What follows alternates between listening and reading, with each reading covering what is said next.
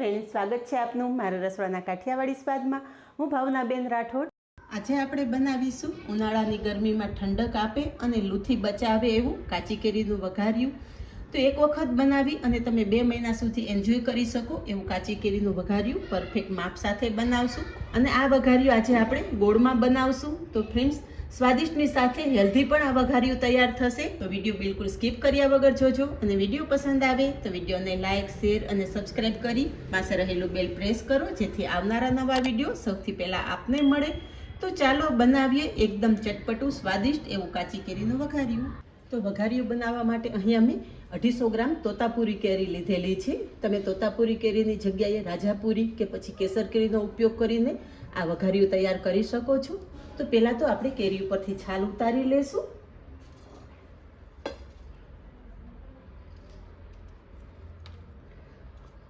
ઉનાળાની શરૂઆત થાય ને એટલે માર્કેટમાં શાકનું પ્રમાણ બહુ ઓછું હોય છે. તો જો તમે આ રીતે વઘાર્યું બનાવીને રાખશો ને તો શાકની પણ જરૂર નહીં પડે, એટલું સરસ આ વઘાર્યું તૈયાર થાય છે. આ રીતે કેરીની છાલ ઉતારી લેશું. અહીંયા કેરીની છાલ ઉતારી લીધી છે. હવે કેરીના મીડિયમ સાઇઝના ટુકડા કરી લેશું.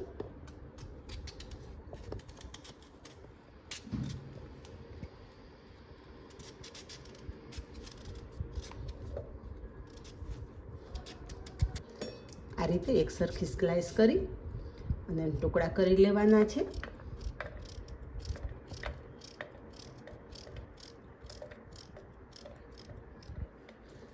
આ રીતે આપણે બધી જ આખી કેરીના ટુકડા કરી લઈશું.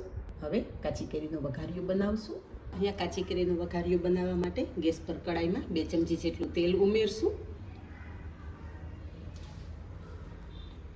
તેલ ગરમ થતાં અડધી ચમચી જીરું ઉમેરશું અને સાથે અડધી ચમચી રાઈ પણ ઉમેરી દઈશું. રાઈ જીરું સાથે 1 ચમચી વરિયાળી ઉમેરશું. વરિયાળીનો સ્વાદ આ વઘારિયામાં બહુ સરસ આવે છે, તો ખાસ ઉમેરવી.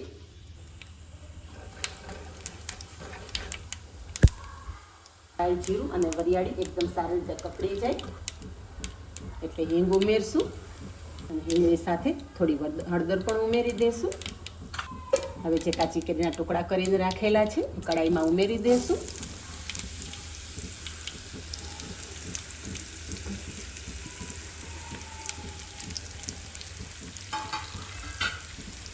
ગેસની ફ્લેમ એકદમ ધીમી રાખશું અને કાચી કેરીના ટુકડા વઘાર સાથે એકદમ સારી રીતે મિક્સ કરી લેશું.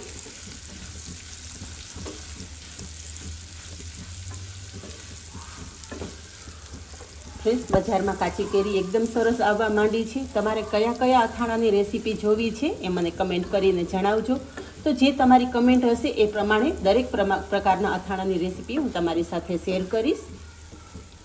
ધીમા ગેસની ફ્લેમ ઉપર કાચી કેરીના ટુકડાને એકદમ સારી રીતે સાંતળી લેવાના.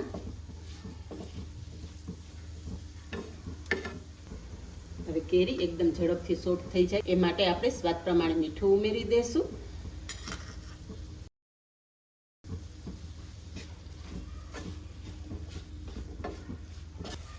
થોડીવાર આ રીતે સતત હલાવ્યા પછી તમે જોઈ શકો છો કે કાચી કેરી થોડી સોફ્ટ થઈ ગઈ છે. હવે કેરી સાથે અહીંયા હું 100 ગ્રામ જેટલો ગોળ ઉમેરું છું. 250 ગ્રામ કેરી હોય તો 100 ગ્રામ ગોળ ઇનફ થઈ રહેશે, એટલે 100 ગ્રામ ગોળ ઉમેરવાનો.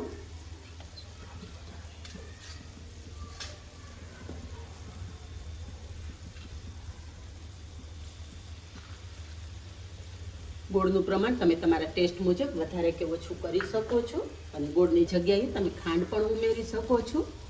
પણ જો તમે ગોળ ઉમેરવાના હોય તો દેશી ગોળનો ઉપયોગ જ કરવાનો. સ્પેચ્યુલાની મદદથી આ રીતે ગોળને સારી રીતે કેરી સાથે મિક્સ કરી લેશું. હવે ગોળ કેરી સાથે મિક્સ કર્યા પછી અહીંયા તમે જુઓ કે ગોળનું થોડું પાણી થયેલું છે. ગોળનું પાણી બળે ત્યાં સુધી આપણે વઘાર્યું ગેસ પર રાખશું. આપણે ગોળનો પાયો નથી લેવાનો, પણ સહેજ ગોળની ચીકાશ આવે એટલું જ આપણે ગોળને ગરમ કરશું. કે ગોળ વઘારિયા સાથે એકદમ સરસ મિક્સ થઈ ગયો છે અને ગોળનું પાણી પણ બળી ગયું છે. વઘારિયામાં બિલકુલ બબલ્સ નથી થતા. આ પાણી બળ્યાની નિશાની છે. જો બબલ્સ થતા હોય તો ગોળનું પાણી છે તો થોડી વાર તમારે વધારે ગેસ પર રાખવાનું. અત્યારે બિલકુલ બબલ્સ થતા નથી. અને તમે જુઓ આ રીતે ગોળ થોડો ચીકણો થયો છે, પણ એક તાર જેવી ચાસણી પણ દેખાઈ રહી છે. ઠંડુ થયા પછી હજી થોડું ઘટ થશે, ગેસની ફ્લેમ બંધ કરી દેશું. વઘાર્યું ઠંડુ થયા પછી બાકીના મસાલા ઉમેરશું. અહીંયા થોડી વાર પછી વઘાર્યું એકદમ સરસ ઠંડુ થઈ ગયું છે. તો વઘારિયામાં આપણે 2 ચમચી જેટલું કશ્મીરી લાલ મરચું ઉમેરશું.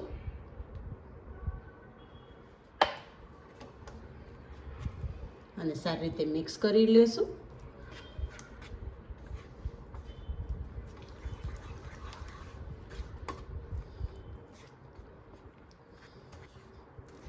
વઘાર્યું સરસ ઠંડુ થયા પછી જ લાલ મરચું પાવડર ઉમેરવાનો. જો તમે લાલ મરચું પાવડર ગરમ વઘારિયામાં ઉમેરી દેશો તો મરચું પાવડર કાળો થઈ જશે, પરિણામે વઘારિયું પણ કાળું થશે.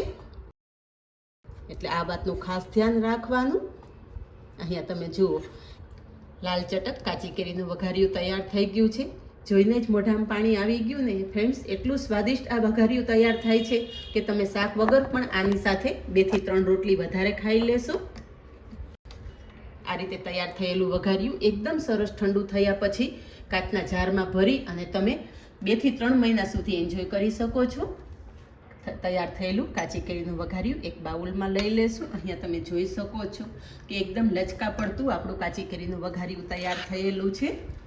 તો કેરીની શરૂઆત થાય એટલે ફ્રેન્ડ્સ આ રીતે વઘારિયું બનાવી અને તમારા પરિવાર સાથે એન્જોય કરજો, ખૂબ જ મજા આવશે.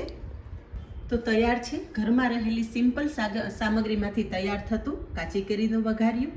આ જ રીતે બનાવો અને કમેન્ટમાં જણાવો કે એકદમ પરફેક્ટ માપ સાથે બનેલા કાચી કેરીના વઘારિયાની રેસીપી કેવી લાગી. આજે બસ આટલું જ. મળીએ નેક્સ્ટ વિડીયોમાં. ત્યાં સુધી બાય. Thank you.